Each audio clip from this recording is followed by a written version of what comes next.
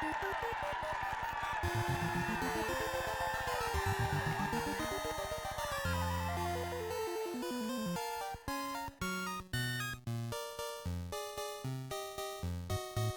everyone, and welcome back to the House of Mario. This Encore, we take a journey through the Johto region that was introduced in Generation 2 Pokémon Gold and Silver in 1999 on the Game Boy Color. And man, this was such a special region for many reasons. It was the second Pokemon generation to come along, so we finally saw the introduction of 100 new Pokemon, new gym leaders, a brand new land. And, for many of us, that was really exciting. And personally, for me, my first exposure to the Johto region was through the Pokemon anime. I hadn't got into the video games yet, so I'm still yet to sort of dive into my first experience, my first region. But just a lot of these Pokemon are really special, whether you got Togepi, Grumble, Marill, like a lot of these Pokemon that introduced in the sort of short before the first Pokemon movie. That was, my first exposure to a lot of the Johto region Pokemon. But for a lot of us as well, like playing the games, there was so much more content in Gold and Silver than there was in Red, Blue, Green, and Yellow. Just for the fact that you could go back to the Kanto region, which was, even now, amazing. But at the time, especially, that was absolutely phenomenal. And the Johto region as well, it's probably the most unique region out of all 8. Mainly because it sort of shared a lot of similarities with the Kanto region because it was literally attached to the Kanto region. It was its own land, and it shared the Pokemon League. So it's the only sort of region where it shares a Pokemon League with another region. It had the same evil team sort of occupying it, being Team Rocket. And it also lacked a water and fire gym, which all generations since have actually had, which is actually pretty funny to think about because, they're pretty main types. But since they didn't want to double up, because you actually did go back to Kanto, they didn't want to double up on them. So pretty interesting stuff. And it does kind of suck that we've never got a Pokemon game ever again where we can go back to a different region. But it is what it is. But with sort of the magic and coding Iwata put into these games to help out Game Freak back in the day when they were brand new, making these big RPGs and having super success with Pokemon. It's just really, really cool games to look back on. So let's sit back, let's listen to some music and really get nostalgia about the Johto region, Pokemon Gold and Silver, and try and relive a bit of nostalgia. Because these games are absolutely packed to the brim with nostalgia, ladies and gentlemen. Even for me, like playing them maybe like 5 years later and actually really getting into them with Pokemon Heart Gold and Soul Silver, which came out in 2009, which are still probably ultimately the best games in the whole Pokemon series. They are extremely special. They are remakes that really did capture the originals and added on them and gave us features that we really wanted, like especially following Pokemon. That was one of the coolest things in the whole series, just being able to see Pokemon actually follow you and see what they look like in real life. Well, not real life. They're like tiny little sprites behind your little sprite character, but you know what I mean. I think we can all appreciate following Pokemon and even going on the Pokemon Let's Go and stuff when they're really animated and you can maybe see them a lot better, how they would act if they were actually following you in real life. It's like virtual reality, everyone. It's like, oh my God, these sprites are so real. So before we get into the actual music itself, the music was composed by Junichi Masuda. We all know Junichi Masuda. I'm tripping over my words here. We all know him. He went on to be the producer of Pokemon Ruby and Sapphire, and he recently stepped down at the beginning of Pokemon Sun and Moon to allow for another producer to produce the series, and he stepped down to a more of a lower role. Because, you can imagine how much stress for that many years producing a series like Pokemon would be, just with the time restraints of having to get the game out to, get the new Pokemon in the public eye for the trading cards, for the anime and all that. It would just be a super crazy job. You could really imagine it. But someone by the name of Morikuzu Aoki. I just butchered his name. I'm sorry. But he was a composer through Generation 2 and 3. And he's worked on Pokemon Ruby and Sapphire, Diamond and Pearl, Heart Gold, Soul Silver, Pokemon Black and White, and he actually went on to compose for Alpha Dream. And if you guys out there don't know who Alpha Dream is, they are the development studio behind the Mario and Luigi RPG series. So went on to compose for Partners in Time in 2005, and his most recent game was Mario and Luigi Bowser's Inside Story plus Bowser's Jr. on the 3DS. So he's been there for a long time, and unfortunately Alpha Dream, it was going through some money trouble. So I hope they haven't shut down and they are still going. But just a really influential sort of composer on there as well. And there's been a few composers, but those two especially are the ones sort of credited for a lot of the work here on Pokemon Gold and Silver. And before we get into the music itself, like, this music is extremely unique, I feel like, in the Pokemon series. And even though it shares a lot of similarities with Red and Blue, it has its own unique style, which is really cool. You've got like kimono girls and all of that sort of mystic sort of feel. And yeah, every generation has its even more of a unique feel going on from here. So it definitely sparks something in the Pokemon series. So let's move on. So this is the title screen. And the title screen, this is the first thing you ever hear after the intro. And it's compared to Pokemon Red and Blue. Like, Red and Blue is like, yeah, come on, let's get ready for a battle. But this is pretty relaxed, and you're just sort of like, yeah, getting ready for a journey, you know, going onto your thing. But then it sort of kicks into like the main Pokemon theme, and I'm listening to this for like the first time in a long time. Maybe like you guys listening to this are, and it's so nostalgic, man. I love it so much. And even though these games weren't my first games, or I didn't play them as like a really young kid, I guess I was pretty young still, but I wasn't like 8, for example. But I played through a lot of Pokemon Heart Gold and Soul Silver with the key item that actually changed the sort of new remix music to the older music, which was really, really neat. I absolutely love that they had that item in there, and they never put it in again for another remake. It wasn't in there for the remakes before this, which were Fire Red Leaf Green, and it was in there for Omega Ruby Alpha Sapphire and the generation after, which kind of sucks. But I think it just shows you how much love was put into these games, and of course the remakes, that they even thought of doing an item like that. Because I don't know if as much love has gone into the remakes since Pokemon Heart Gold and Soul Silver. But then we move on to the main menu theme.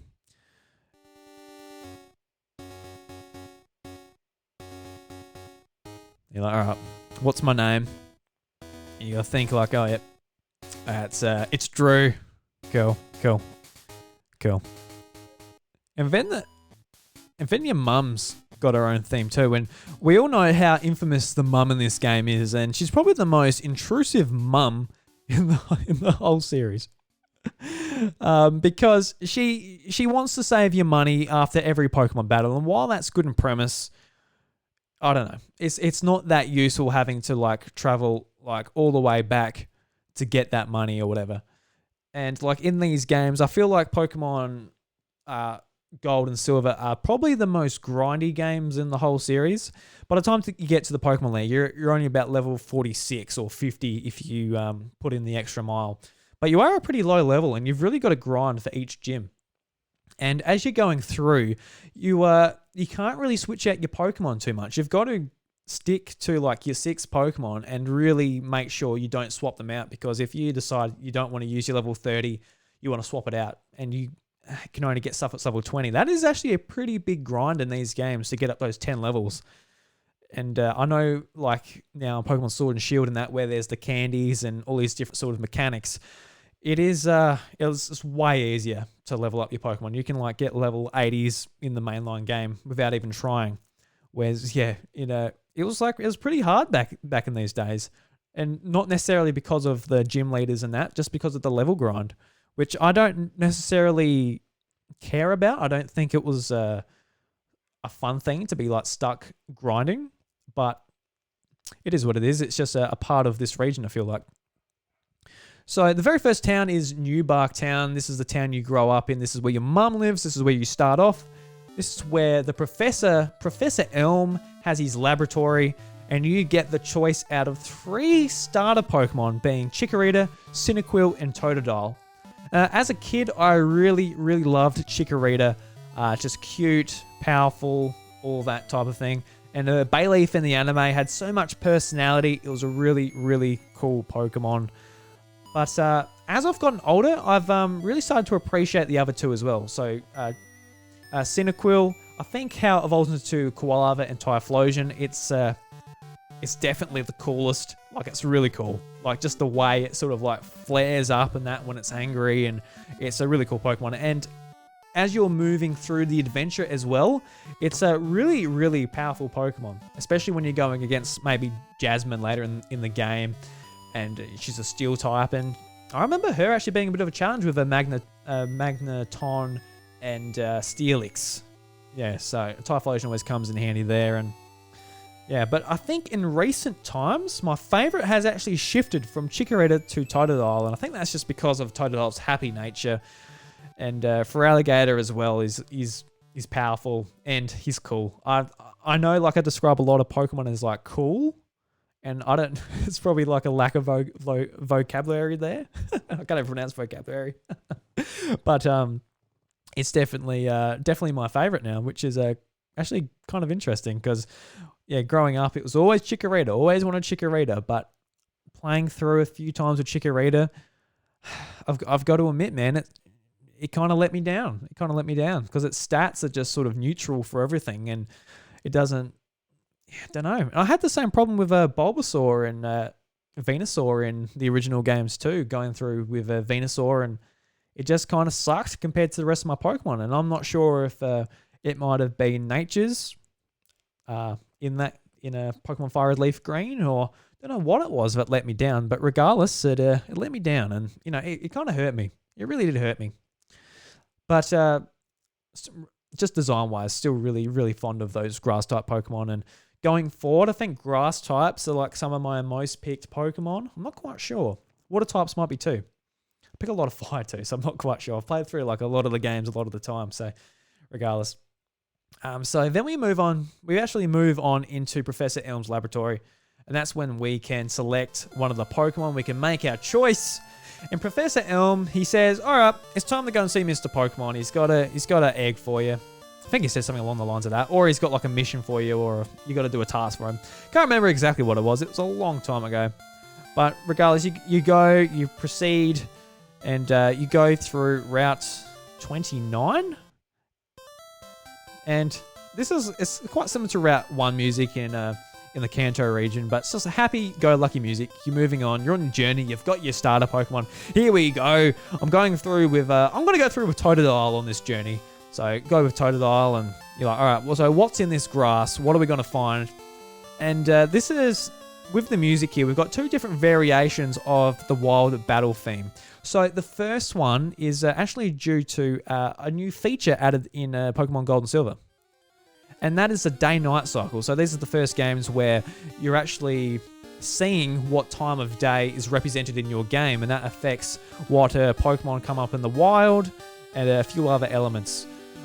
So this is the daytime variation, and just talking about the music itself, I can't say anything bad about a lot of the wild battle music in every single Pokemon game. It's catchy, it's upbeat, it makes you feel like, battle. And especially this one, it's nostalgic looking back on it.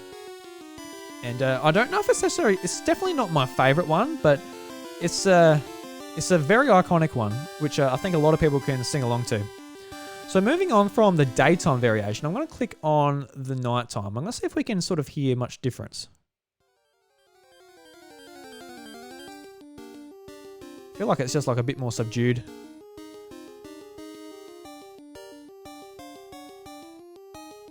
I'm going to go back to the daytime one.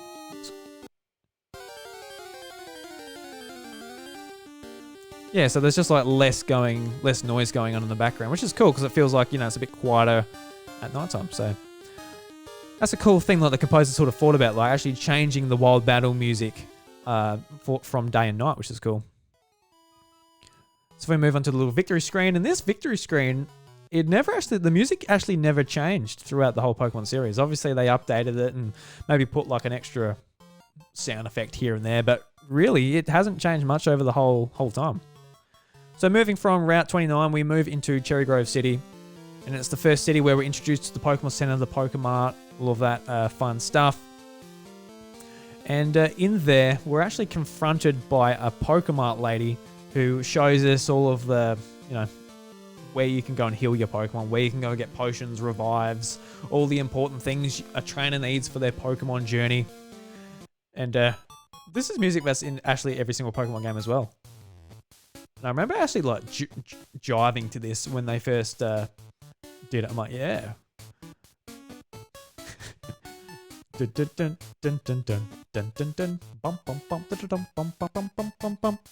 Yeah, and I actually, when I was playing drums at high school, this was one of the songs on my iPod where I actually like put my earphones in and like drum along to it. I did that with a lot of the Pokemon music because it didn't have like actual drums in it, so it was easy to sort of be able to do drum beats and different feels to. And this was one where I just really enjoyed doing that. So not really in the games or a part of the Johto journey necessarily, but it was definitely a track that I really did enjoy playing along to.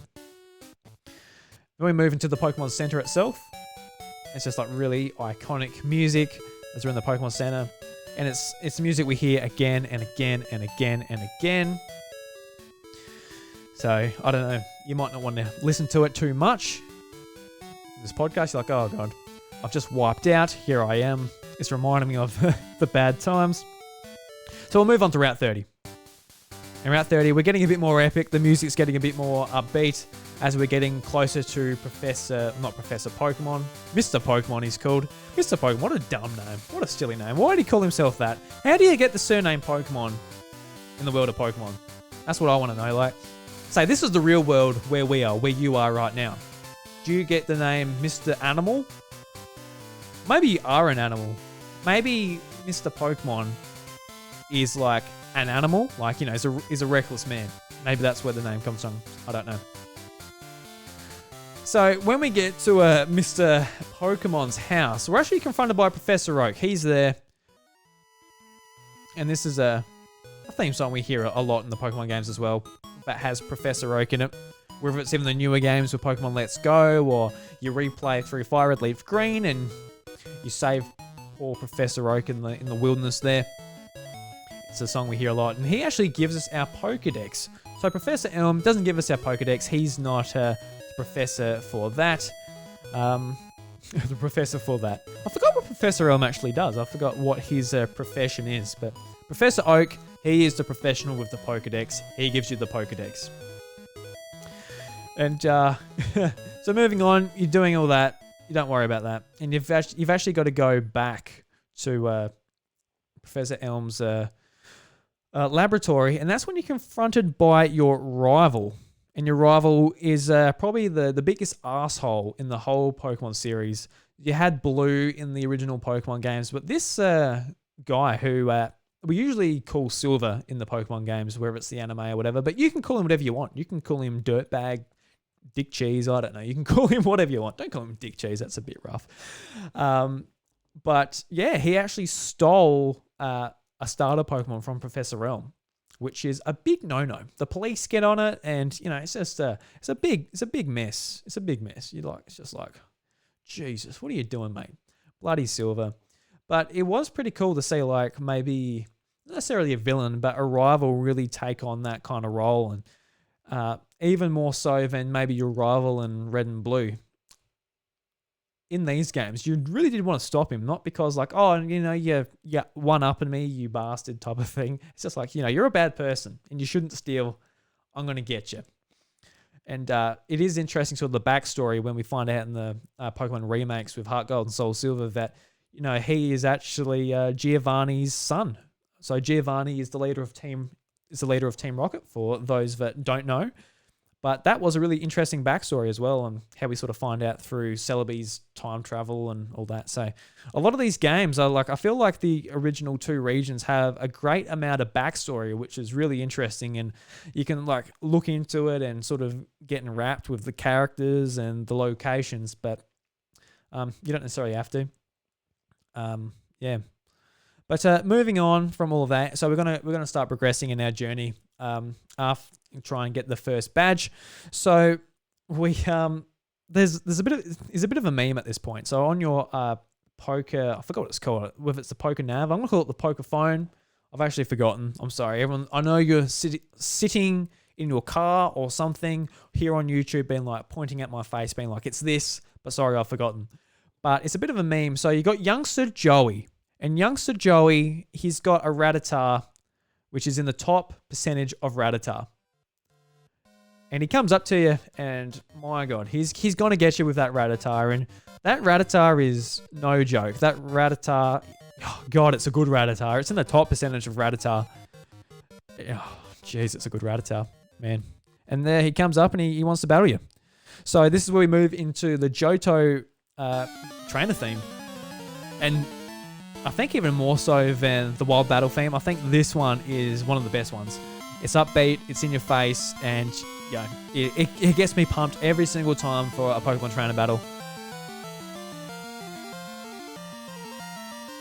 And even in, like, say the remakes and that, like, this theme gets even better, which I guess is I guess you would hope for when it's remade and that. But a lot of this music, just hearing it in chiptune is amazing. Just going back to it.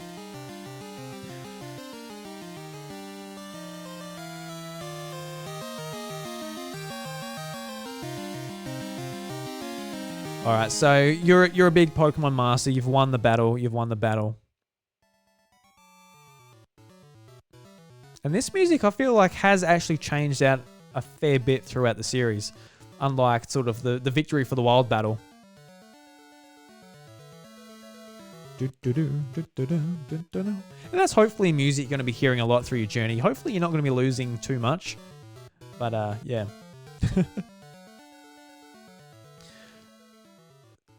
So the next track is actually titled Dark Cave, and this is music that plays when you're in a cave.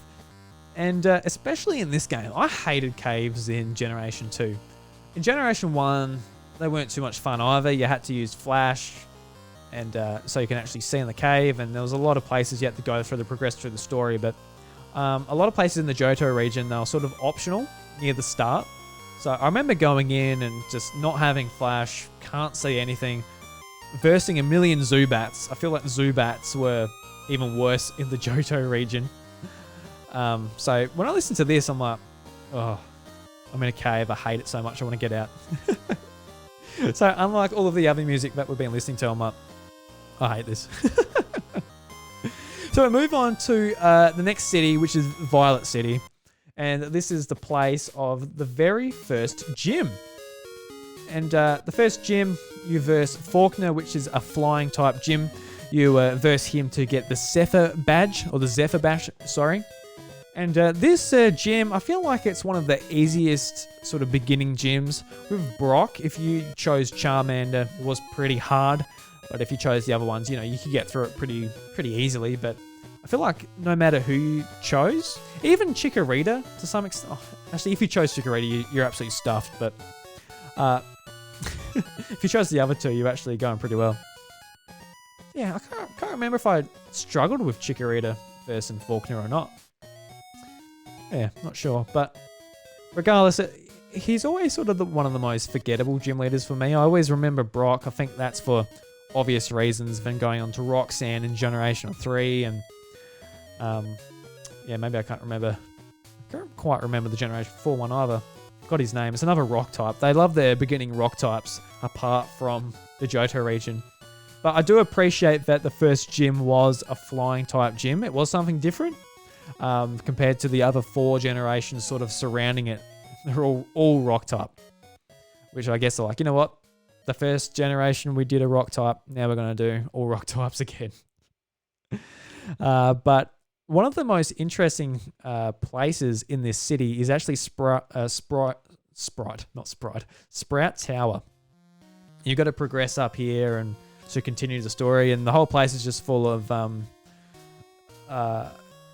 Bellsprout, and yeah, it's an interesting area, and this is where A lot of like legend of Ho-Oh and all of that sort of lies around, which is really cool. So like in these games, the games aren't really based around the legendary Pokemon, but I do appreciate that there's really in-depth stories for both Lugia and Ho-Oh, but they're sort of, you have to go and find them. They aren't right in your face. They aren't during the mainline story like a lot of the other games go on to be. And I guess there's some positives and some negatives for that, like with Groudon and Kyogre being a part of the main story in the next generation. I feel like that added a lot of character to their storylines, but finding out about sort of Ho-Oh and Lugia sort of just through your own means is actually pretty interesting. And I know like some aspects of their stories are in there, obviously with like the legendary beasts and Ho-Oh resurrecting them from their spirit and making them become big, powerful legendaries that roam the Johto region.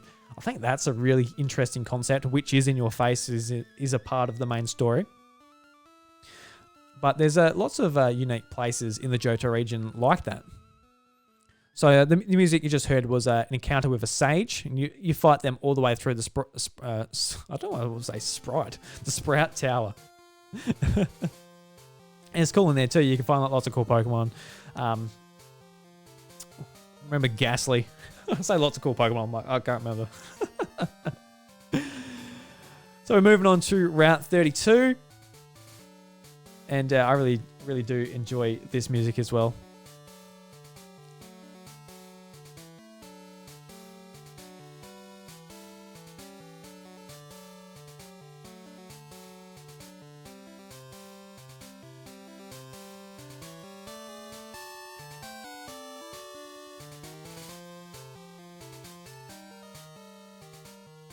So then we move on to an encounter with a lass. It's just like another like trainer theme. And a lot of these are quite similar actually to Red and Blue. Just like a little bit changed, like a little bit, but they're pretty much like a similar type of theme. And we keep progressing. We're going to the Ruins of Alph. And this is sort of one of the more unique places in the Johto region. And personally, for me, it's the area that I overlook a lot as well. And there's actually like a fair bit of history to it too. And I'm going to go to Bulbapedia and read some of the history here. So I go to history. So 1500 years ago, before modern times, the place now known as the Ruins of Alph was built in Johto, and the earliest known system for writing the modern Latin alphabet was developed. Though no one knows exactly who built the Ruins of Alph, research indicates that the people in question were an ancient civilization that wished to coexist with the unknown, that bear great similarity to the alphabet letters. Not only did that tribe impact messages on the ruins' walls describing the unknown, but they also resurrected a Pokemon statue for an unknown reason.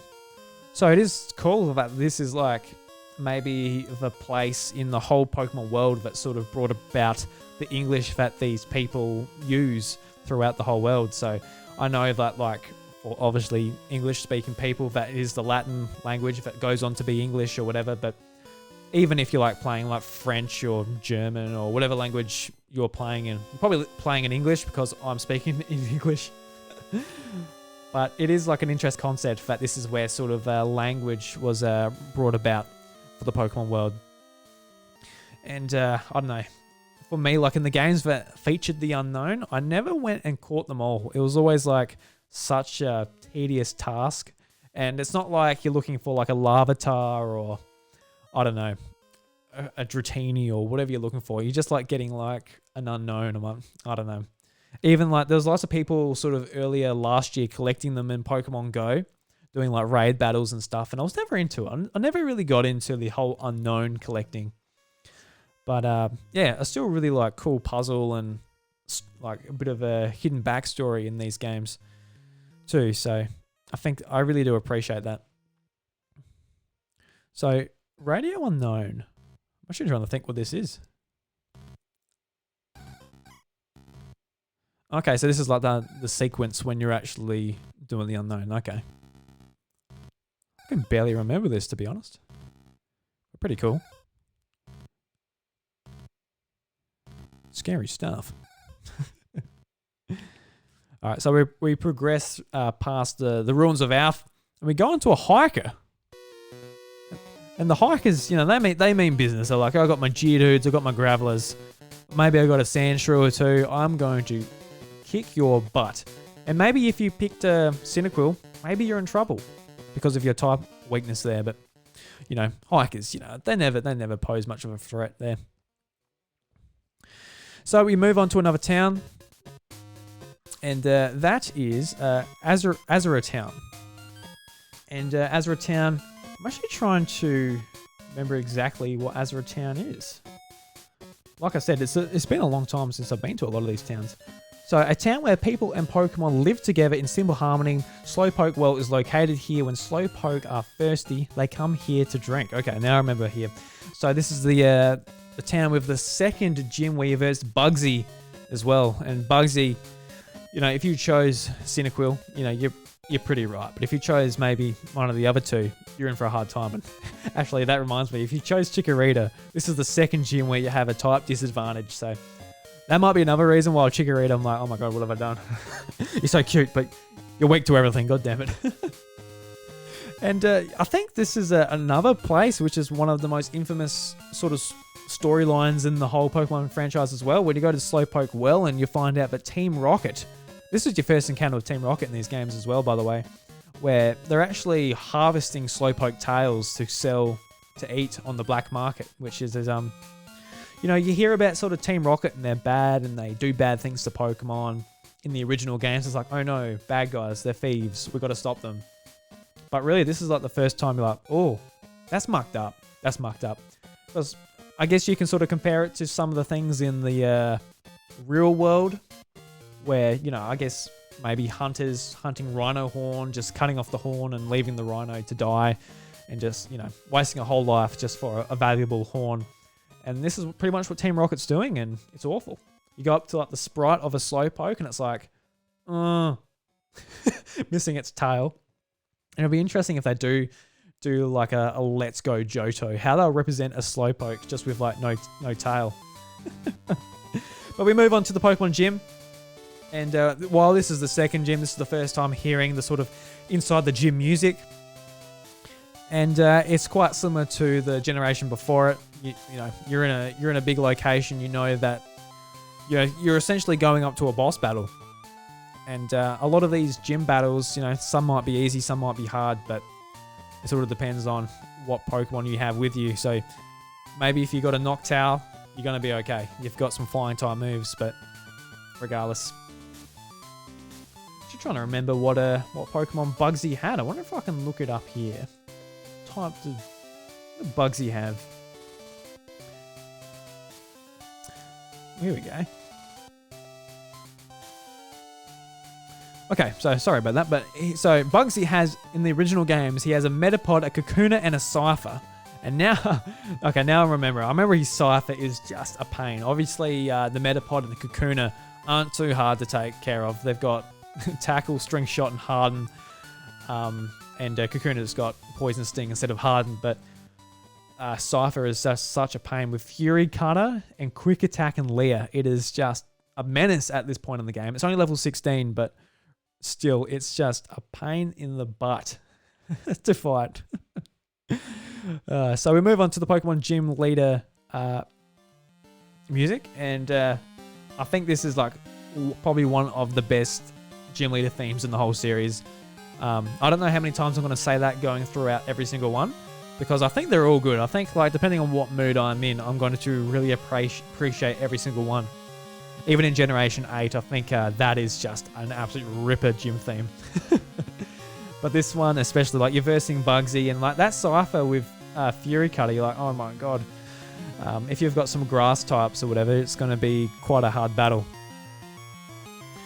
But yeah, really, really great theme. I think all the gym leaders in the second generation are absolutely fantastic as well.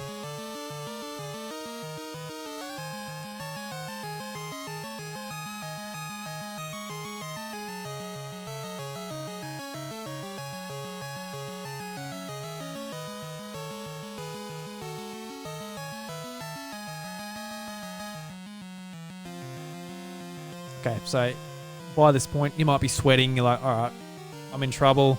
But with that last final move, that last blow, you have the victory. And there we are, ladies and gentlemen. You've got the second badge. You've got the Hive badge. Congratulations. Well done. You've beaten the Cypher. And even more importantly, you beat that Metapod and Kakuna. You are a true Pokemon master. Congratulations. Oh, man.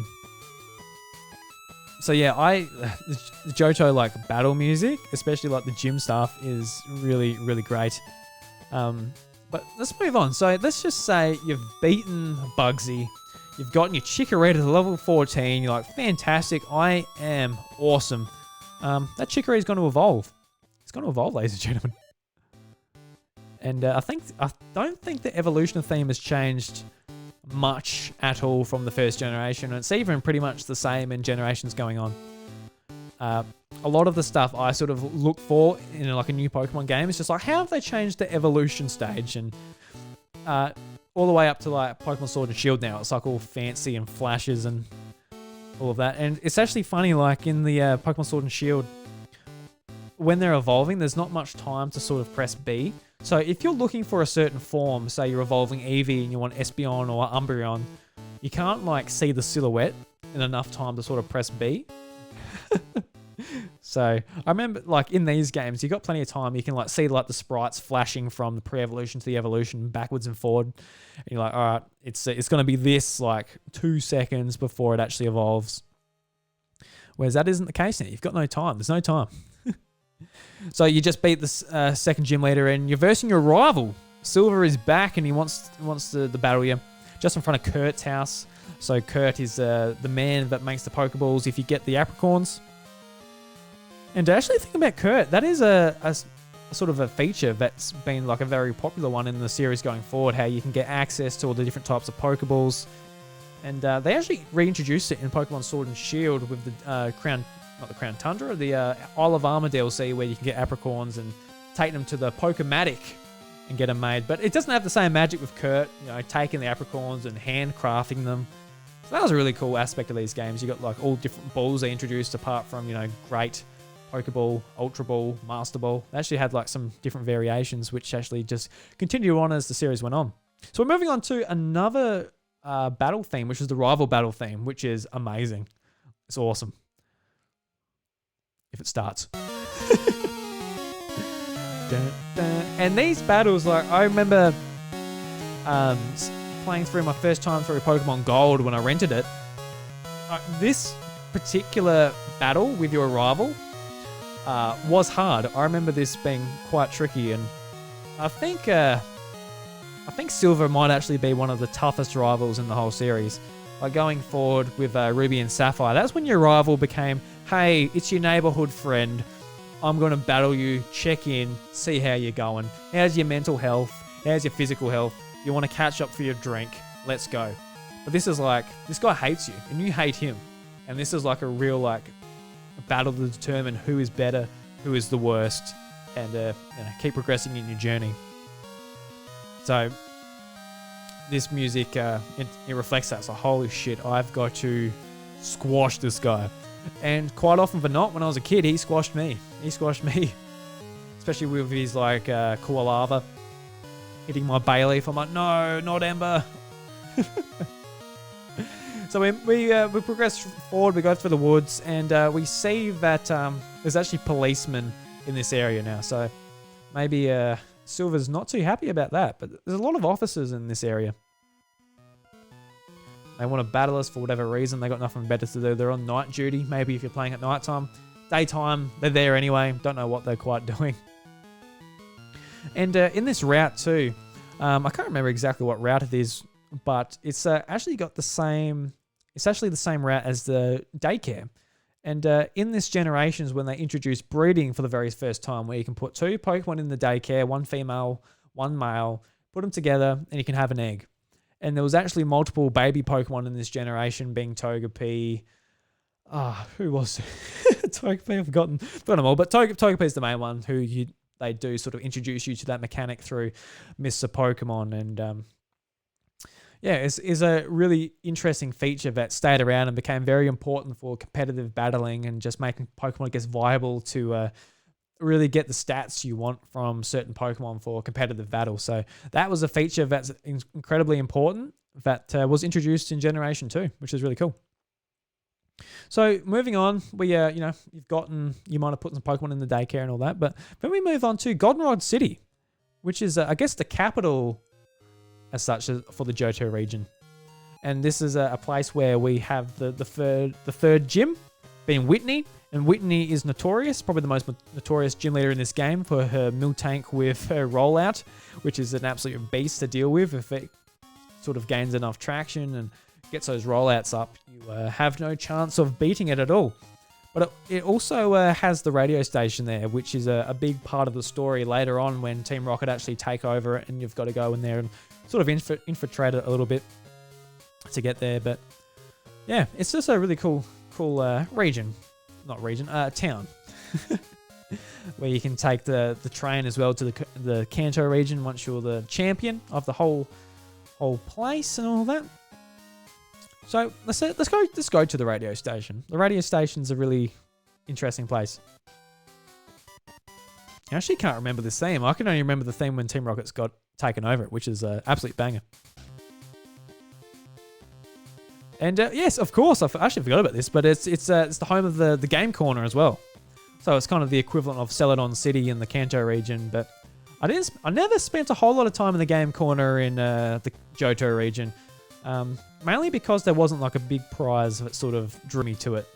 In Kanto there was Porygon, so Porygon, I just grinded coins for forever to get Porygon in those games. But in this game, not so much. I didn't spend too much time with it, and it was actually quite funny because the remakes for this game, Pokemon Heart Gold and Soul Silver, those were the first games in the series to get rid of the gambling aspect of the game corner, to get rid of the PG rating and just get a G rating, which it sucked. I think it was a Voltorb Flip they turned the slots into, and Voltorb Flip didn't do it for me. Like, the slots are one thing, they're pretty boring. You got no control over it. But Voltorb Flip, didn't do it too much for me either, unfortunately, but regardless. And yes, you actually get your bicycle here too. So listen to the bicycle theme. So you can finally get on your bike, ride around. And like I said for Kanto, I always hated that when you got on your bike, this theme just like overtook everything else. Especially like when it's like, you got all the cool music and all that. So like a lot of the times you are just listening to this. Which is okay. It's okay. It's a nice chirpy theme. So, Pokemon Radio March. What's this?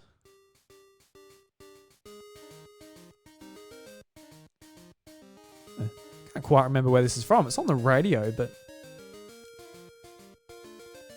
I'm sure you guys are yelling at me like, oh yes, I remember this. I can't so much. It's a nice chirpy little theme though. Alright, so let's move on to the National Park. And this is a really cool area too. So this wasn't really done in the series, but it's the home of the bug catching contest, where you can actually participate in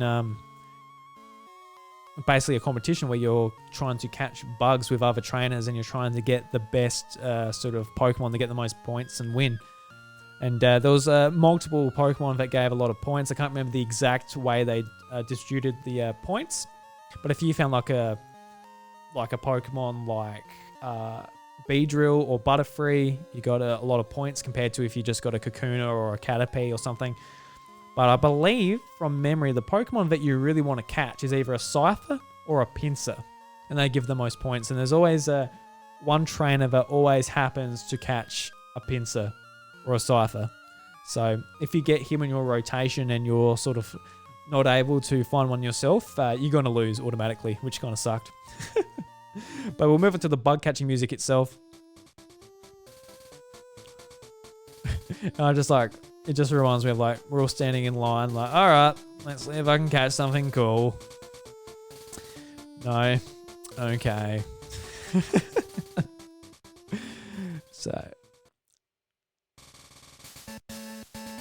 And now you got to run around quick. Quick, go and find a good bug. Go and find a Caterpie. Go and find a Butterfree. Go and get one.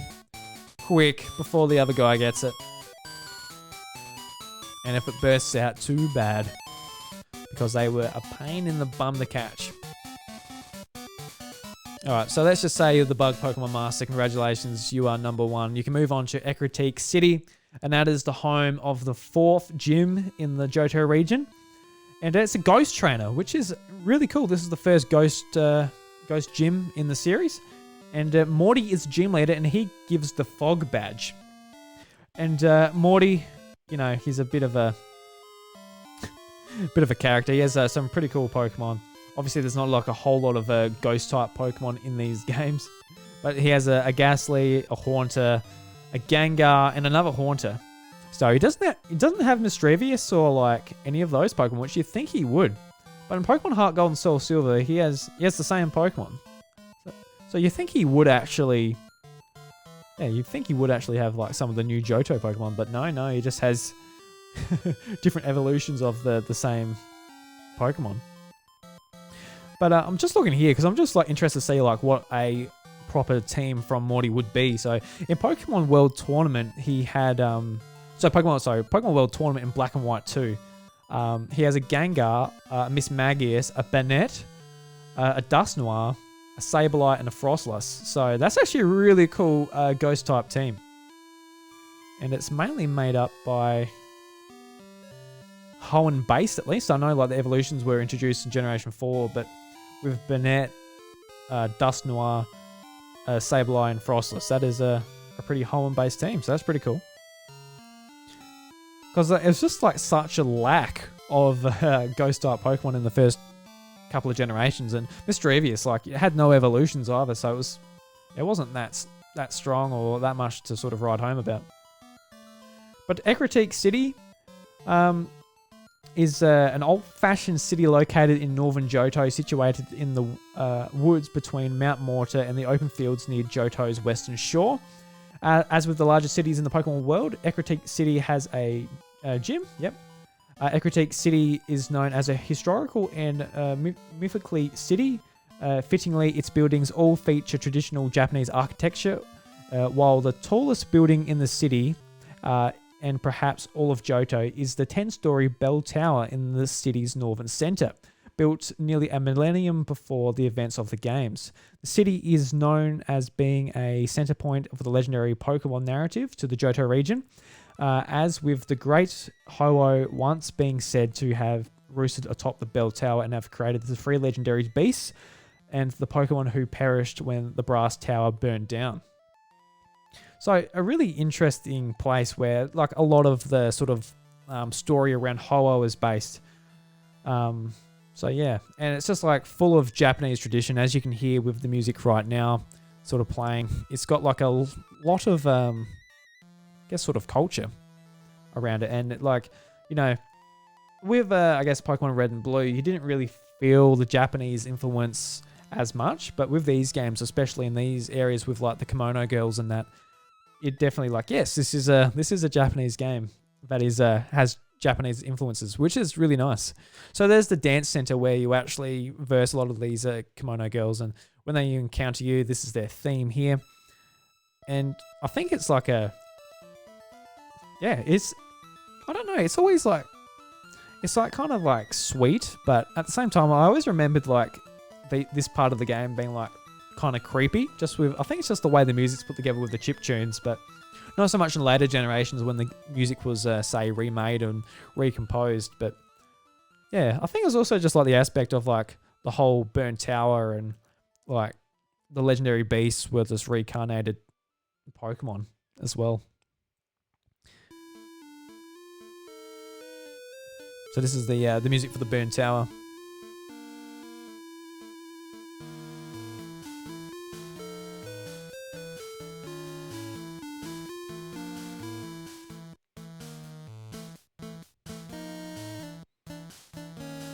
It's like some of that like just mysterious music like something's going on here. It's a bit much. A bit much for me. So the Tin Tower. And the Tin Tower is a cool place where you do eventually go and catch your Ho-Oh. which personally is my choice out of the 2 legendaries of this game. I know Lugia is super, super popular. I don't know if it's because it was just more popular anyway, or because of the Pokemon 2000 movie where it was the main Pokemon. But I don't know. Ho-Oh's always just appealed more to me, and it's one of the most beautiful shinies in the whole Pokemon series as well. Whereas in these games, you might not necessarily see it in the sprites back in the day, but man, like the sprite work and even the 3D models where Ho-Oh was shiny, it looks really nice. So let's move out of Ecruteak City. Let's go to Route 39. And we're on a journey here.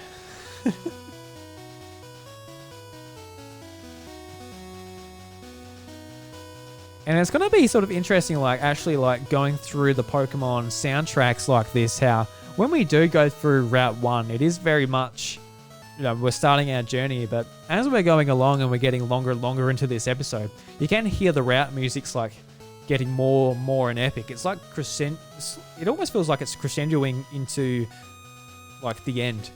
And I'm really looking forward to getting into like the end song for this game, because bar none, it is the best theme in the whole series.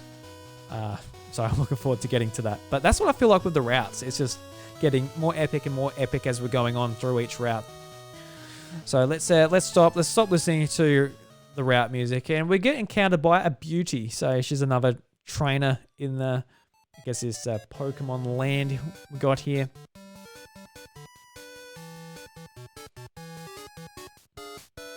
I really like this one. This is good.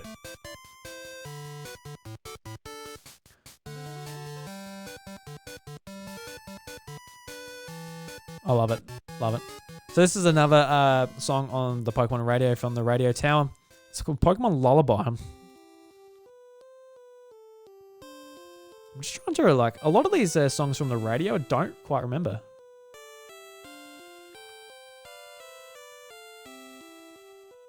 Interesting.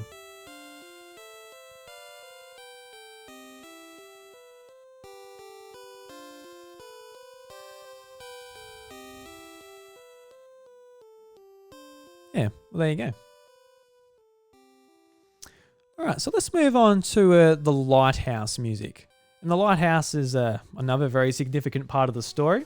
It's in Olivine City. And Olivine City is where we come across the... well, it's actually... you can actually choose what order the badges are in this this one. So it can be the 5th or the 6th.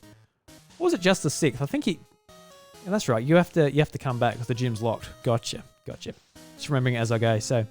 In Olivine City, you're going against Jasmine, and she's the Steel type trainer, and I guess her gym is very significant because the Steel type was a brand new type in Generation 2. So actually having a brand new gym leader sort of showcase the new type was really cool.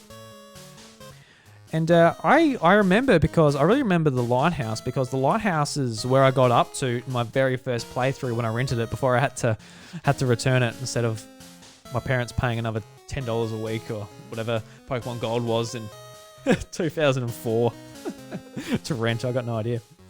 But I remember getting here and being like, I remember getting sort of lost, because it is like a bit of the game where you need to get Surf and stuff to go over to Cinnawood City to go and verse Chuck.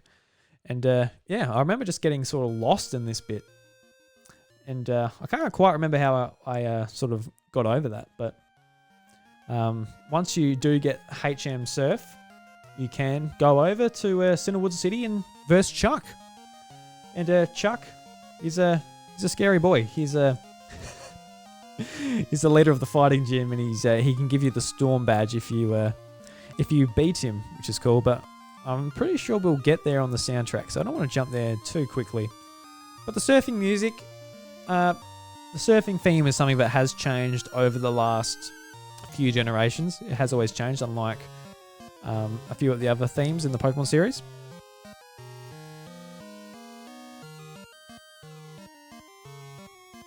And I really do love how in these original games, how your just default sprite was a Lapras you're surfing on. I really liked that. Because like going on, like sort of the surfing sprite in Ruby and Sapphire, and that was like this generic thing. Like it looked like a Kyogre. but it didn't really look like it. But this Lapras was undeniably a Lapras, which was pretty cool. So moving on, this is actually the theme from the Game Boy print screen. And I never had a Game Boy printer, but would have loved one. So like we're surfing over them and it's like, all right, time to print. So if you actually caught all the Pokemon and got your certificate, you could actually print your certificate on the little receipt paper, put it on your wall. All your friends would be like, holy moly, you caught all 251 Pokemon. You are the man. Congratulations. I actually love the Game Boy printer though. It's such a different idea. So we'll move on to Route 42. We'll listen to the music from that route. Oh my god.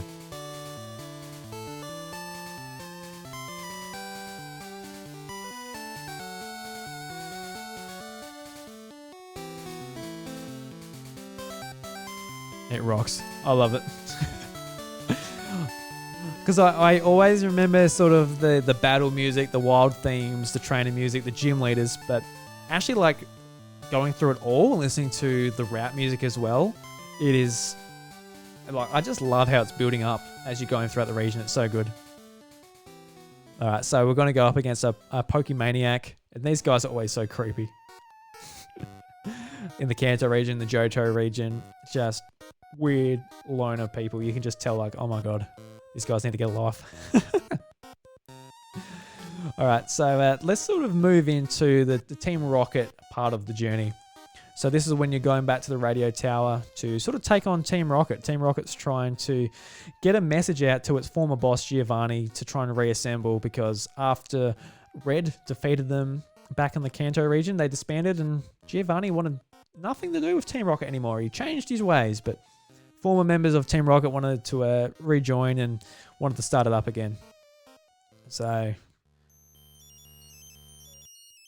I don't know how this signal's going to necessarily help them, but maybe it will. So let's move on to their actual hideout. And the Team Rocket music in this game is really good. Boom, boom, boom, boom, boom.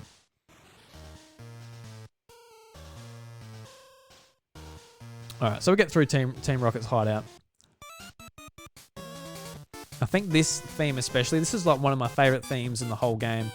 It was actually back on the very first episode of the House of Mario. We listened to a remix of the Team Rocket takeover theme from Gold and Silver, and that was the intro to the very first episode we did. So I guess it holds a bit of nostalgia in that way for me as well, which is really quite neat. So I'm going to have that remix as a Nintendo jukebox at the end of this episode to show you guys. But going on to a Team Rocket battle, and man, it is fire.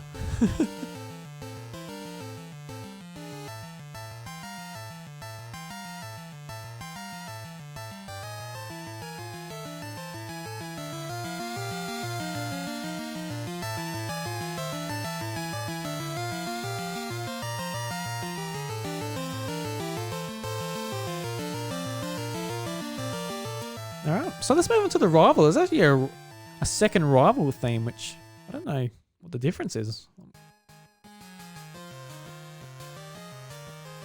Right, yeah, natural theme, yeah, gotcha. I was thinking like a battle theme, like, huh. But yeah. So this is when you see him at Team Rocket and he's like, yeah, I'm gonna kick Team Rocket's ass, because he seemed to be more against Team Rocket than you. It's like, I wonder why, and you figure it out in the end. So the radio tower takeover, we'll move into that. And this one especially is, yeah, I love it. So you're just like going around the radio tower, take on Team Rocket. And this is the music that's playing in the background, and it's really, really awesome.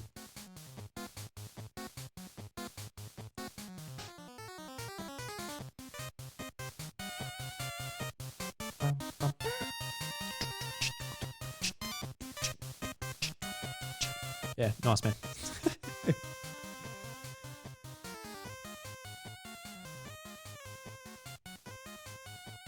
All right, so let's skip on a bit. So the next song in the soundtrack is The Dragon's Den, which is actually like sort of the sequence just before we verse the very last gym leader at Blackthorn City, who is Claire.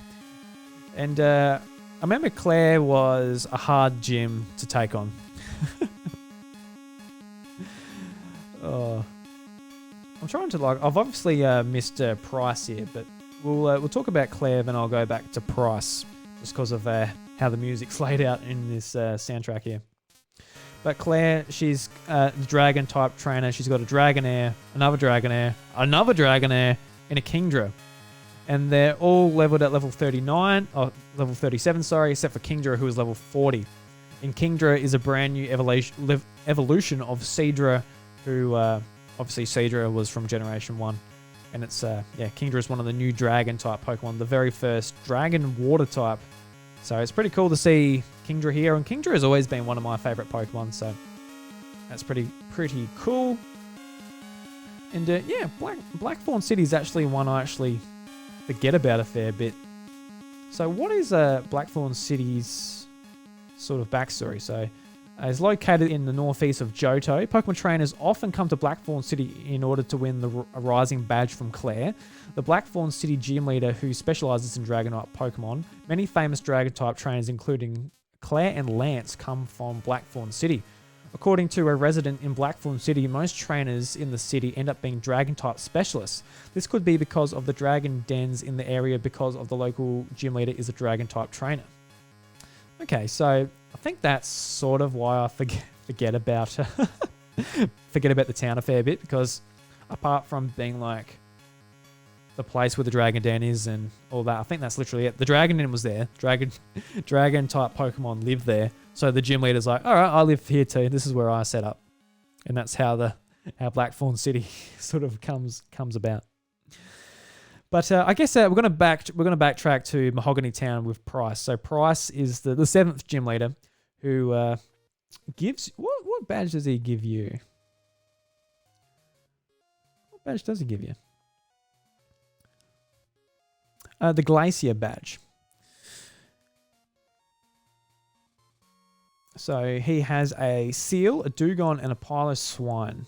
So, a pretty forgettable team, really. I don't think there were many sort of ice types to sort of choose from. So, fair enough, I guess. But seriously, a Seal and Dugong, it's pretty boring, man. It's pretty boring. But Mahogany Town, a fair bit goes on there. So Mahogany Town is a small town northern Johto where ninjas once resided in what would eventually become Team Rocket HQ. There are 3 exits out of the town. To the west is Route 42, to the east is Route 44, and to the north is Route 43, which leads directly to the famous Lake of Rage. And the Lake of Rage is the place where I wanted to sort of segue from Mahogany Town, because it's one of the most important sort of places in the whole region, because it's where you come across the infamous and the legendary Red Gyarados. And Red Gyarados is the Pokemon that sort of introduces the player to the mechanic that Pokemon can be shiny. So shiny Pokemon is basically 1 in about 8,000 chance that you can get the different variation of color for that Pokemon. And for the Gyarados, you hear about that there's a Red Gyarados in the Lake of Rage. So you go there, you catch it, it's yours, cool. And every single time you play through the game, you get the option to catch this Red Gyarados. But it's a really neat thing, because I know a lot of people are like, I never knew there were shiny Pokemon. I thought it was just the Red Gyarados. And it's sort of, it doesn't tell you, it doesn't hit you over the head being like, there are shiny Pokemon in the game. Every single Pokemon can be shiny. This is a shiny Pokemon. Look at it. It's shiny. It's just literally it's a different color. It sparkles. You're like, oh my God, what is this? And I already knew about Red Gyarados before I played the game and got to this location, but it would have been amazing sort of playing through this for the first time, being like, what do those sparkles mean? Why is it red? There'd be so many questions you want answered, but you don't necessarily get them. But I guess talking about the Lake of Rage itself, so this is just from Bulbapedia. So the Lake of Rage, also known for Gyarados Lake, is in the Johto region. It's located just north of Mahogany Town, connecting it with Route 43. making it the northernmost accessible point of the Johto region. The large lake spawns the area of the Lake of Rage, with a few residents living nearby. It is said to be the largest lake in the region. West of the lake lies a labyrinth of trees which hides a house. It is said that the Lake of Rage was created the last time many Gyarados got together and stirred up a storm. The crater that remained filled with rainwater and become the Lake of Rage. In the midst of the lake dwells a shiny Gyarados that had recently become irrational due to the ratio of the radio waves transmitted by Team Rocket from their hideout in Mahogany Town. Lake of Rage was considered to be a dangerous place to go to as the red Gyarados started tipping over boats and scaring swimmers. Yeah, I would imagine it would scare the shit out of a swimmer. But it's also interesting about the Lake of Rage too, that it seems that in sort of the data mine of Gold and Silver, that this place was originally going to be considered a town just from leftover files in the game. But obviously it turned out that that wasn't going to be the case, because it originally, I think it was in the original game, it's going to be a fly location, but that didn't end up happening. But I'm not 100% sure on that, but an interesting little tidbit nevertheless. So yeah, very, very cool place, the Lake of Rage. All right, so we've got all the gym badges. We're just like, congratulations, well done. You've got all the gym badges. It's time to go, I guess, back to the Indigo Plateau. And we go through Victory Road once again. It's a different Victory Road, mind you. It's on a different side. I can't remember too much about this Victory Road. I remember it being like, pretty similar to the first one. You got to use strength, rock smash, all of that type of thing to get through it. But nothing too much. No, we all overcome it. And we get to the Pokemon League, which has really cool music once again. We know we're in a location like this is the Pokemon series, even though on the Game Boy and the Game Boy Color, just like absolutely nail sort of the feeling of being in an important place.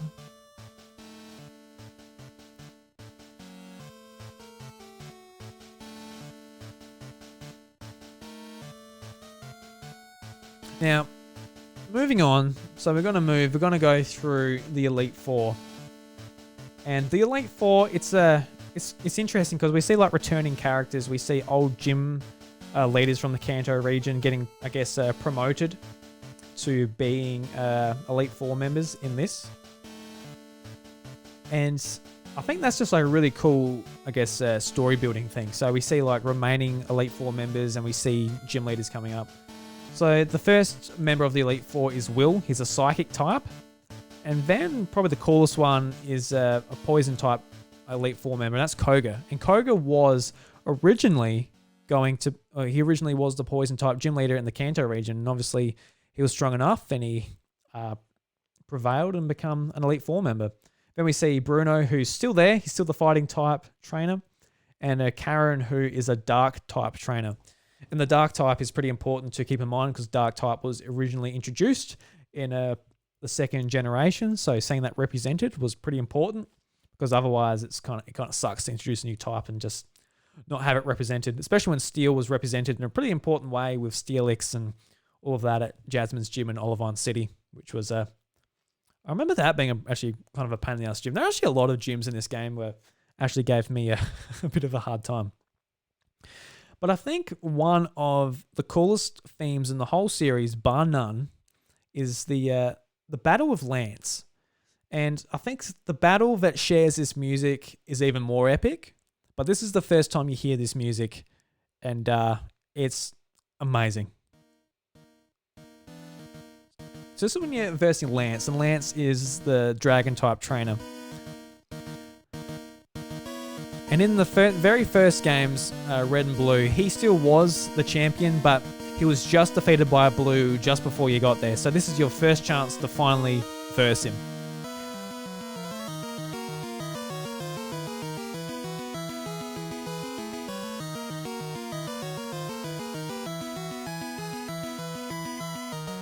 And even in its original form on Game Boy Color, this theme absolutely kicks ass. And going forward, when it got remade in Heart Gold Soul Silver, whether it was in, black and white too with the World Championships, this theme is by far my favorite music in the whole series. It encapsulates sort of the epicness and just like the triumph of overcoming such a powerful trainer. And man, I listened to so many remixes of this song, it's not funny.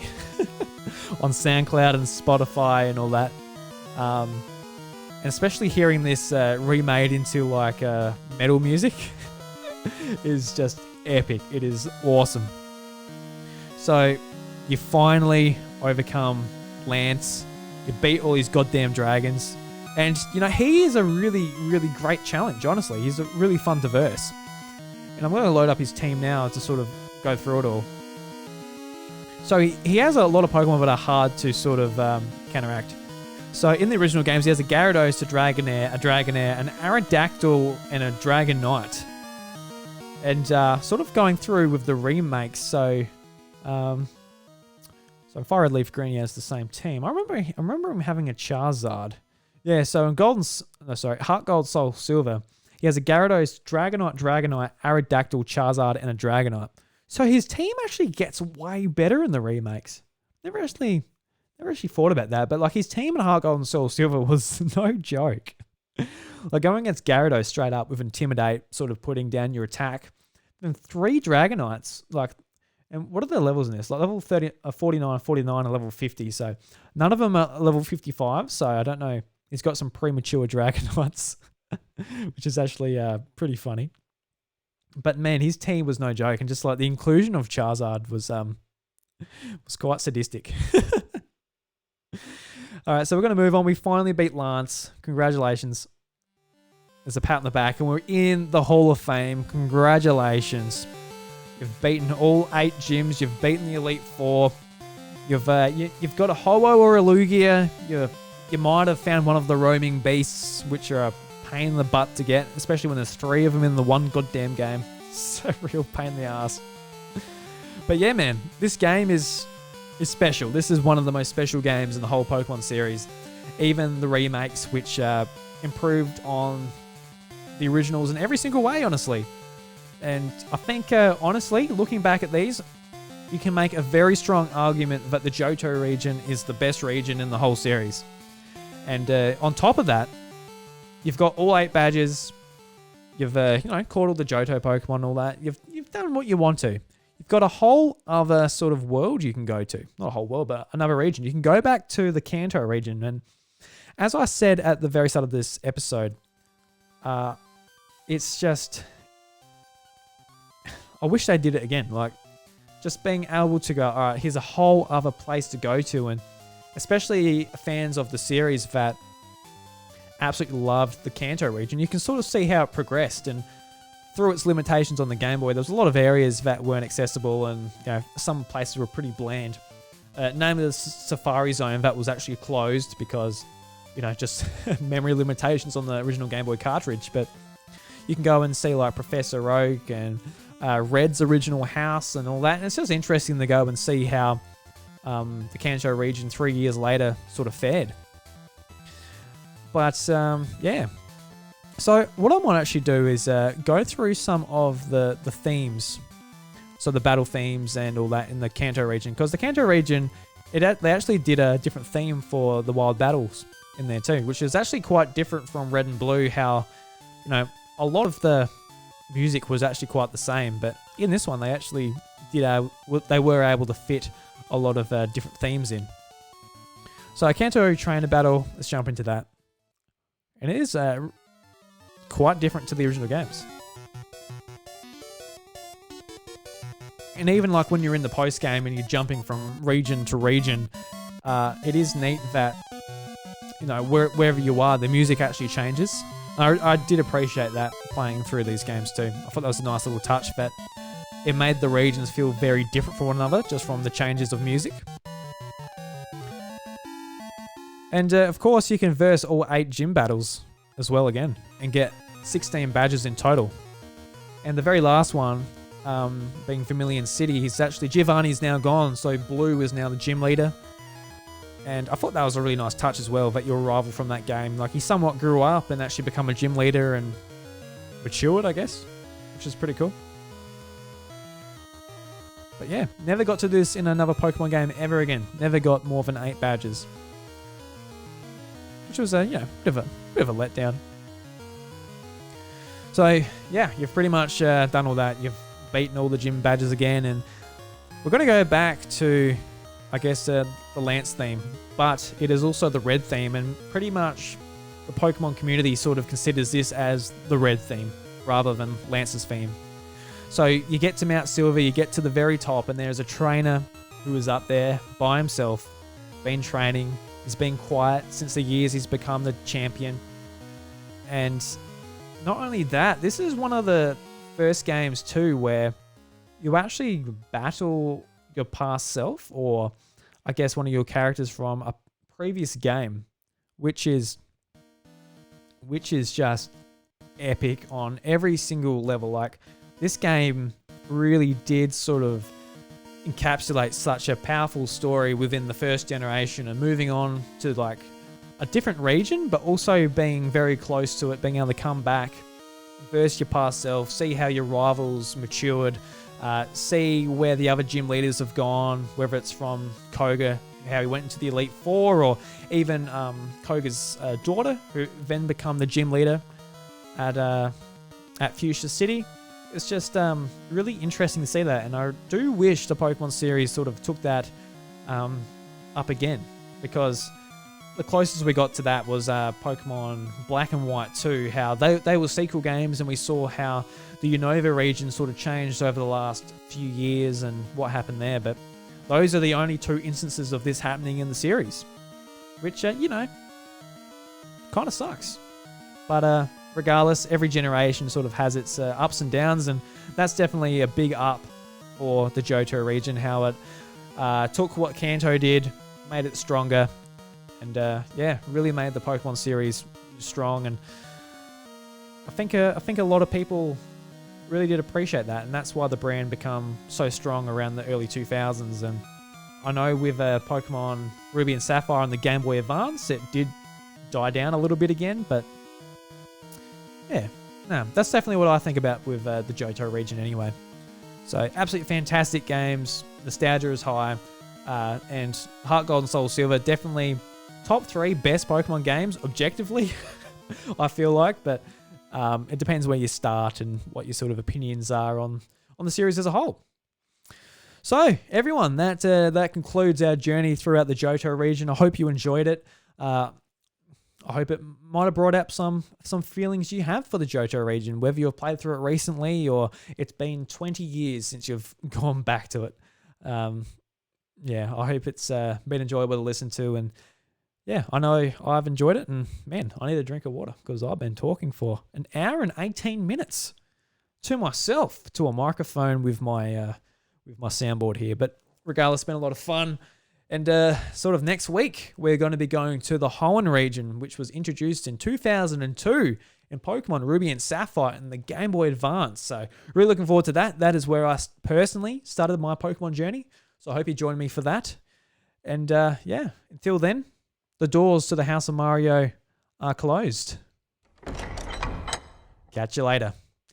But I'm going to leave you with a Pokemon Gold and Silver Team Rocket theme remix by Glitch X City, who is an absolutely fantastic Pokemon composer. Just fantastic. She does awesome remixes. You can check her out on Twitter and all of that. Link in the description. But until then, I'll see you next time.